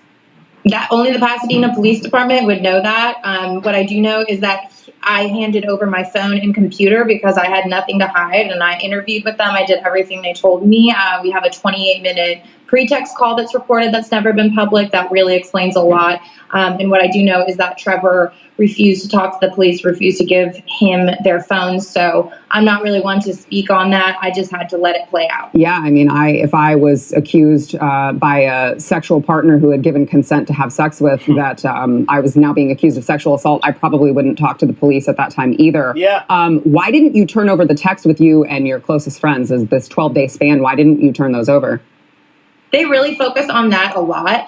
And like I said, I did everything in my power. I sat up there and I testified and said, I don't have access to this on this backup. Can you please get them from Pasadena police? I would have given everything, like I said, from day one.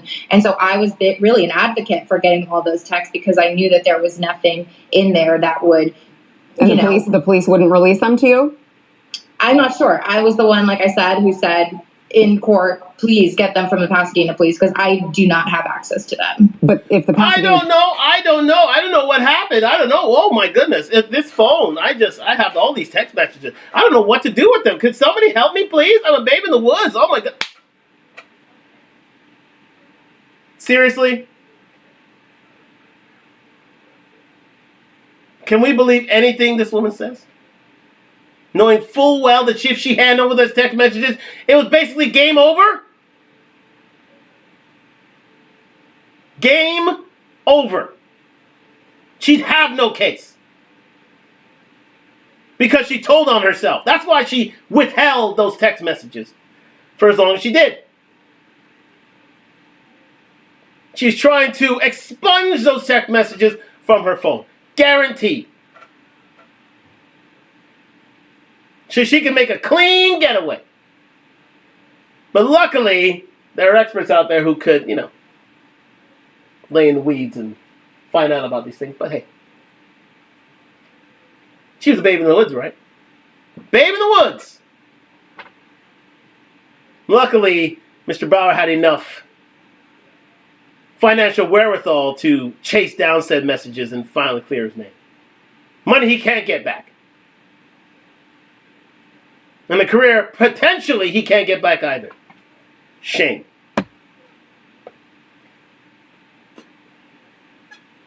Police can give it to them. They could give it to you as well, no?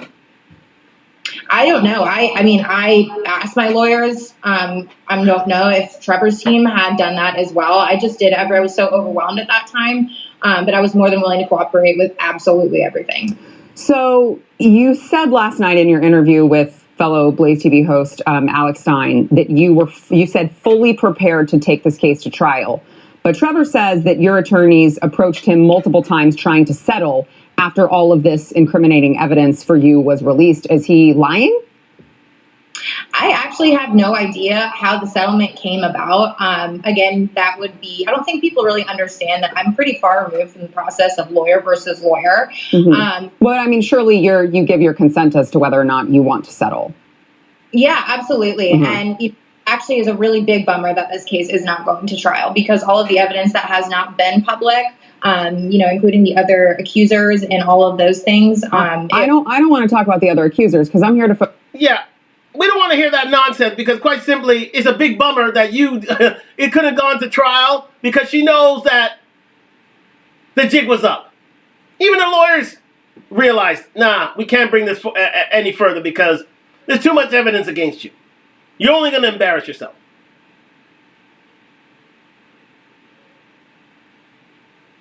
Yeah, sure. You're willing to go to trial? Okay, good. You'll be made out to be a bigger fool. Amber Heard, anyone? Let's go. Focus on you. If they want to talk, I'd love to talk to them, but this is a separate issue here. You agreed to the settlement, but now you're saying it's a bummer it's not going to court. I don't understand how those two things jive. I think that I really had to take into consideration my mental health as litigation's never ending. And I think the bigger question, and Alex said it last night, if he really wanted, to clear his name or, press charges for fraud, which he did not do with me, he did with the other woman. I think the bigger question is, why did Trevor settle? And why doesn't he want to take this all the way? And it's because of the chance of cross-examination and all the evidence for my case. That's a lie. That's another lie. You don't repeat. That's another lie. Remember, the prosecution wanted to seek a settlement here. It wasn't the defense. It was the prosecution. Her lawyers went to Trevor and asked them to put an end to these proceedings. Because they know good and goddamn well she had nothing to show for it. Her accusations would be unfounded. He would be considered innocent. So to save the embarrassment of going through a trial and literally being the next Amber Heard, the prosecution basically said, you know what, we're going to stop it right here. Let's just end this because, quite simply, there is a mountain of evidence against you. You could say all you want, Ms. Hill, that you wanted to go to trial. But the trial was not for you. The trial was not in you. Because in doing so, you would be made even more of a jackass. As the saying goes, better to be considered a fool than to open your mouth and remove all doubt. And Ms. Hill, you have removed all doubt of that tonight. Sorry, Ms. Gonzalez, please continue with the cross-examination because this would have been the least of her worries. If put in front of a judge and jury.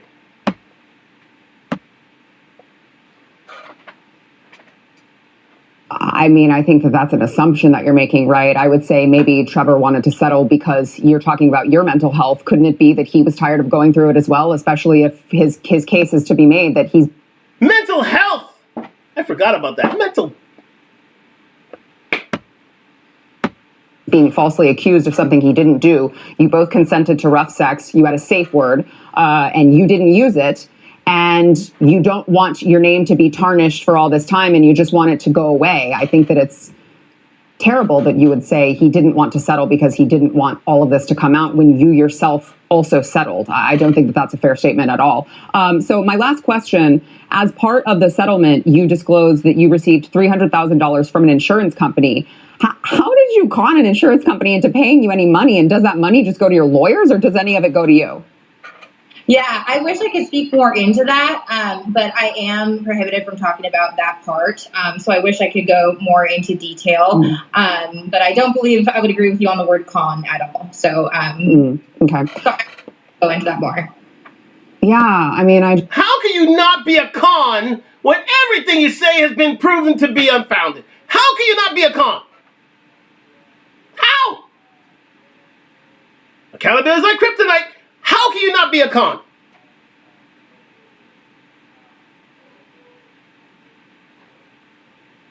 How? You are the biggest con this side of California. How's that? For you to lie like this through your teeth. You're a dangerous woman. Let me say this again. You're a dangerous woman. And I hope most men have seen this or the other iterations of this story throughout the internet. Because quite simply, you are public enemy number one to men. You are dangerous. You are dirty. You are an absolute pariah. You are a succubus, and quite simply, you should be locked up. Locked up. But it's the Me Too movement. Believe all women, remember.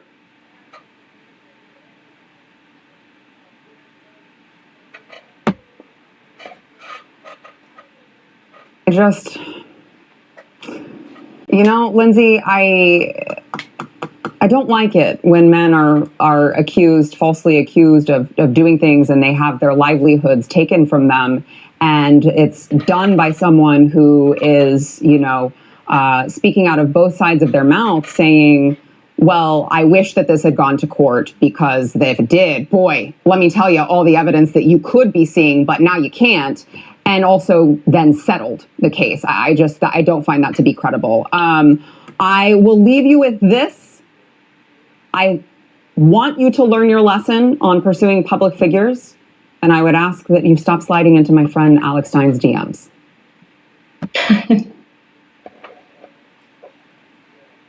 Did you get that? That's right. They were hinting it throughout the interview.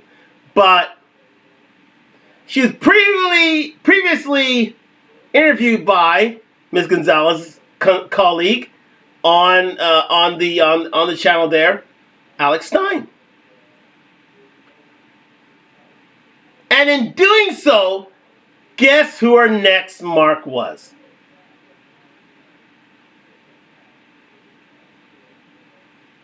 I don't have to say it. I think you know about it because this woman here still hasn't learned her lesson. Still wants to gold dig all she can. Because nothing phases her. This girl's a hardcore criminal succubus. Absolute. And she should be locked up. Literally. Because she didn't get it this time, but she's going to try again. And that whole DM slide into Alex Stein's private messages was another attempt. And who knows how many others this woman's tried to deal with as well. Somebody read the whole fact of this woman because quite simply, she's the worst kind of hoe. She's a dangerous hoe. Anyway. Thank you very much, Lindsay. I really respect you, and that's nice to end that way. I really do respect what you have to say, and I hope there's a day that you can see the real truth of the situation. All right. Thanks for joining us. Line to the end. Thank you. I have so much more to say on that, but we've got to go to a break. Thank you very much, Ms. Gonzalez. What a wonderful interview there with the succubus in chief. And wow, this woman's still going at it because again, she knows no other life. She knows no other way of doing things. She can't work hard for herself. Chances are this woman came from nothing, had her moderately good looks, decided to head to California and try to do the Brittany Renner. But this is a darker Brittany Renner. She wanted to accuse men of rape. Brittany Renner, at the very least, wanted to sleep with athletes, try to bag a baller.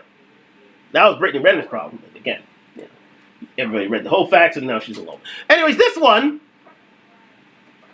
wanted to be a hoe, but she wanted to take that wholeness and, how should I say, make Trevor Bauer a social pariah, steal his money, and steal from others as well. Which is a low-down, dirty shame. Anyways, we're going to end it up right here. Let me just see what we got here in terms of time. Let me see if we have enough time. Oh, sorry, not that one. Not that time. This time. Let me see if we have enough time here. Yes, indeed. We are... Oh, okay, we got another 15 minutes. So let's just finish this up right quick. So let me go back to the main screen. And we're going to finish up with the lady of the hour, Ms. Candace Owens. Ms. Owens, let me tell you, this girl's doing bang up work in this YouTube street. I did not care for Ms. Owens at one time, but in seeing her points of view, being backed by the greatest hip-hop artist of all time, Kanye West, and literally making sense out of nonsense. Listen, I have all day and all night for Candace Owens. Now again, she went, she did go on the white side of life, but hey, can't win them all. But she speaks so much sense, and she is doing bang up business in the YouTube streets. But let me just get to her little diatribe right now. It's regarding the case, and I think this is very important because again, she speaks to the Me Too movement.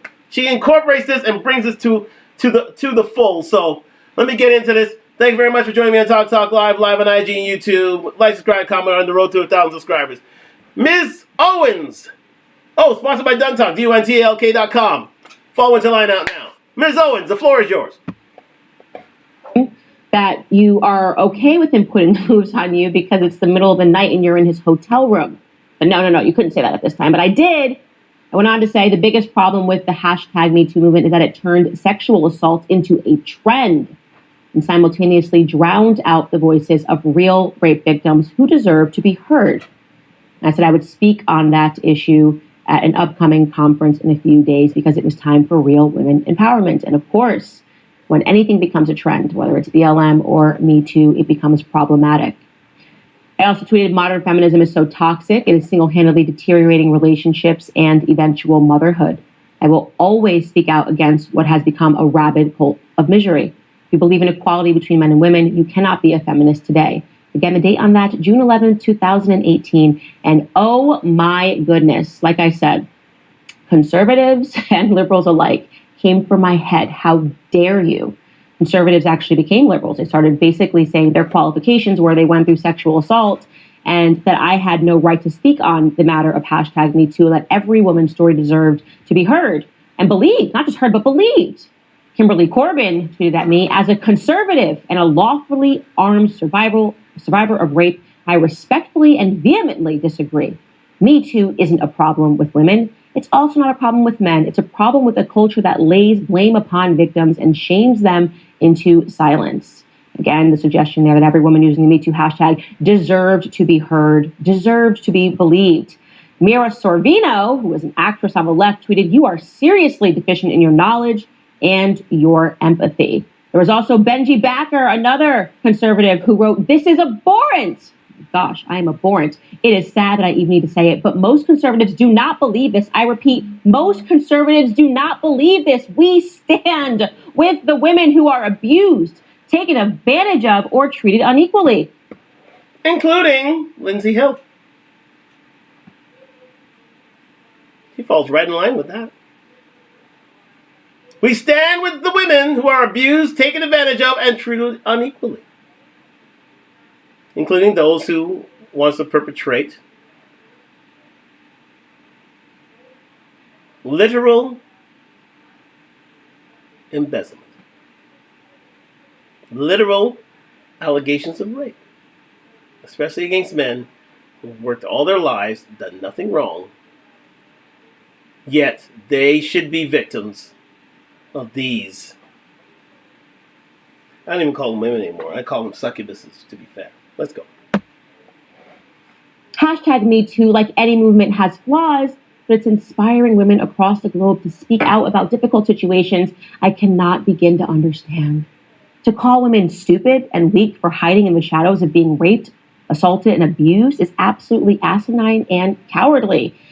No, I wasn't talking about rape victims. I was talking about the Me Too trend. Just like BLM trend was not talking about victims of racism, it just became trendy to perceive everything as racism. And with Me Too, it became trendy to perceive everything as an aggression by men. It became trendy to call everything sexual assault, even if it wasn't, even if it was just a bad date.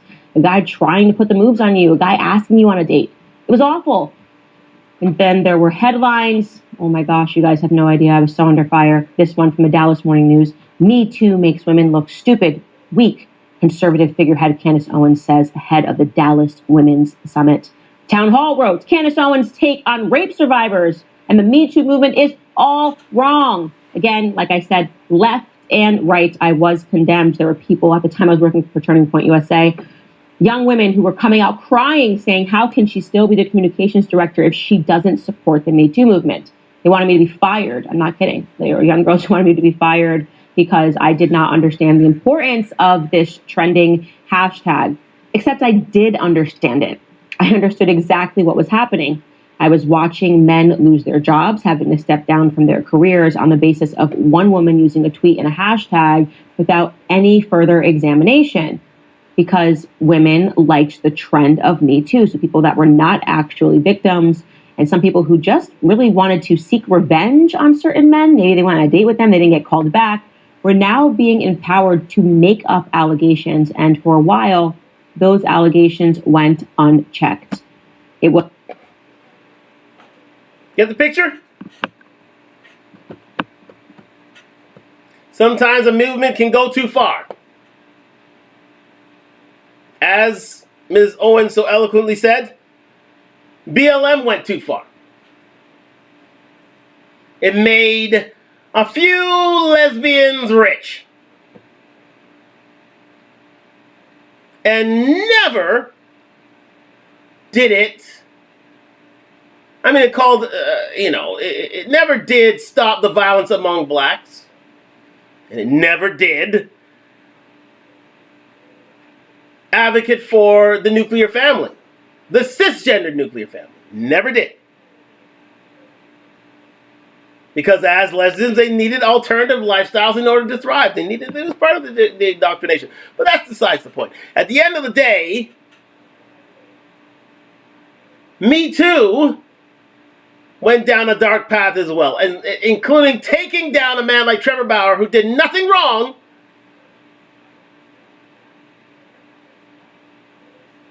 in his path. Because, remember, women usually aren't willing to work as hard as men for fortune, so therefore they'll get it through either inheritance, divorce, and now, in 2020, let's see, starts 2018 to 2023 till today, rape allegations. Anyway, to make a dollar. Was a matriarchal movement. As I said, we are existing under a matriarchy, and men were suffering beneath it. I believe in due process. I don't believe that a tweet and a hashtag can condemn somebody. I don't believe that a tweet and a hashtag, even if it's being used by tons of women, necessarily means that a man is guilty of a crime. And so I stood up against it virtually alone. Actually, credit to Charlie Kirk, who stood by me because he understood how dangerous the movement was as a man. But no, most people on the left and the right just kowtowed to it. It was a new order, and women were allowed to say whatever they wanted, and they had to be hashtag believed. Because remember, we live in a gynocracy. We live in the matriarchy now in the West. Believe all women. Me too. And so you can imagine how great I feel today that it has all crumbled and people understand the toxicity of the Me Too movement. And what's even greater is that men are now standing up to these allegations. They are fighting women in court, and they are scoring some big wins. Which brings me to the ex-MLB pitcher, Trevor Bauer, a woman who accused him of a violent assault in 2021, has now been made to settle that legal dispute. And rather than me tell you his story of how insane it is, how this woman absolutely entrapped him because she was very much likely empowered by the hashtag #MeToo to make up allegations, I would rather you listen to Trevor Bauer in his own words. Take a listen. Okay, we've already heard that part, so let's just get to the end. This is the last time I have to do so, as I prefer to just remain focused on doing my job, winning baseball games and entertaining fans around the world. So today, I'm happy to be moving on with my life. So what did we learn from that video? Well, we learned that Lindsay Hill is a liar who was after money. Just like we learned after time and due process that Amber Heard was a liar who was after more power and more fame. Like I said. And the same can be said about the entire Me Too movement. That women, bad women, who pretended to be weak. And remember, as I said, who took down these men. I mean, these women.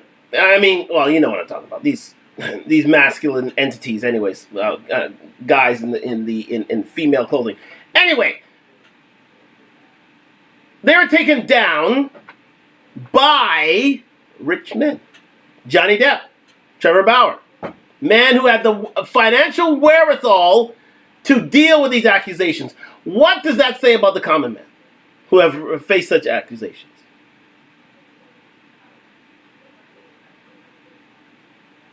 I mean, I've heard from Chanel just the other minute. I mean, about an hour or so ago, that her mother went after a man's pension simply because they were in a relationship.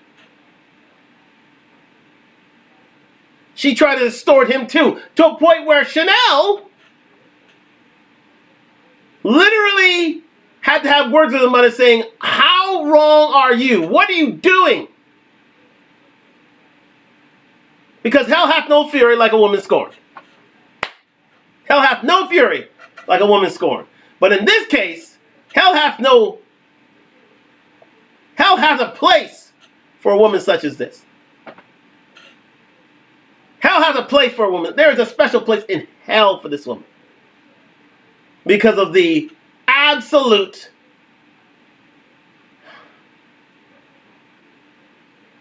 trial that Trevor Bauer went through. And I never really liked Trevor. I thought he was cocky himself. But listen, as a man, you have to take heed of this.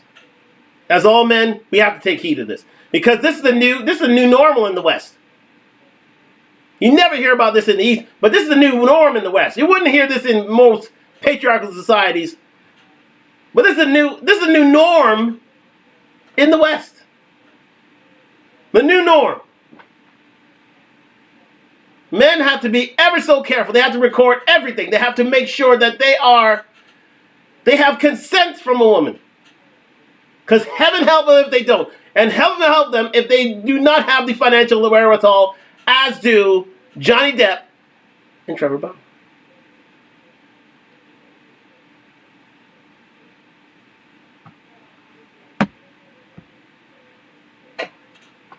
Stupid, were in fact conniving, who understood that with a movement with this much power where there are no checks and balances, where you can just say something with a hashtag and people will come to your aid and tell you how brave and wonderful and stunning you are and roll out the red carpet. Yeah, that for some people proved to be irresistible. And they made up allegations because they wanted fame or money or power or a community of other Me Too witches to rally around them. Maybe they just wanted friends. But it was toxic. It always was toxic. And I was happy to be proven right in the long run. What can be said of Trevor Bauer? Trevor Bauer is a hero. He is an example to men who are all existing under this matriarchy, make no mistake, who are all fearful to have regular relations with women, that when you are telling the truth, just as it was for me when I tweeted those things, you double down. You double down on it and you let these things play out in the court system. You let these things play out with time. Because in the end, not in the beginning, truth always wins. All right, if you like this video, thank you very much to Candace Owens. Candace doing wonderful things in the YouTube streets. Again, there are carpetbaggers who try to follow her modus operandi, her playbook, quite simply. I believe one of the just pearly things. Anyway, but she'll never be a Candace Owens. That woman will never be a Candace Owens. And so I thank Candace Owens for what she has to contribute here, because again, she is speaking truth to the gynocracy that is power. So let's just step away for a bit. Yeah? Let's have a little conversation here. We have a few minutes before we reach the end of the show. Let me go back to the full cam. Ladies and gentlemen, and especially gentlemen, let me speak to you. There's a war going on outside no man is safe from. My man P from Mobb Deep said that way back when. And the war is on men these days. There's a war on men, especially Western men. There's a war on us. And you must protect yourself at all times. These women are coming for you in any way, shape, or form to take whatever fortune you may have. It's up to you to protect yourself, to protect your neck, as my man, Method Man in the Wu-Tang Clan would say. And it is clear, abundantly clear, that you must get that prenuptial agreement. You have to back up every move you make these days, and you have to be absolutely sure the person you deal with is one of virtue, one of rights, one of principles, one of scruples, because you may run into a Lindsay Hill one day, and her ultimate goal is to steal, cheat, lie, do whatever it takes to get what she wants. And if you don't have your guard up, heaven help you. If you don't have the money of a Trevor Bauer or a Johnny Depp, heaven help you. Because that's your life.